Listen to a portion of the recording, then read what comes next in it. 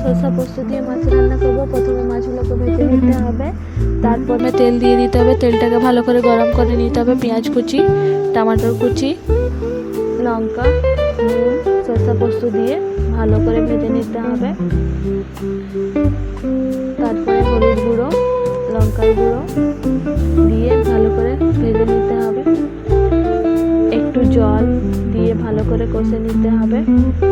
কষে নেওয়ার পরে জল দিয়ে দিতে হবে। জলটা যখন ফুটে আসবে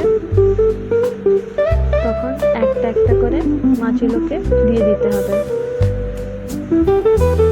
মাছগুলো দেওয়ার পরে মাছটা যখন ফুটে আসবে কেটে রাখা ধনেপাতা উপর থেকে দিয়ে দিতে হবে।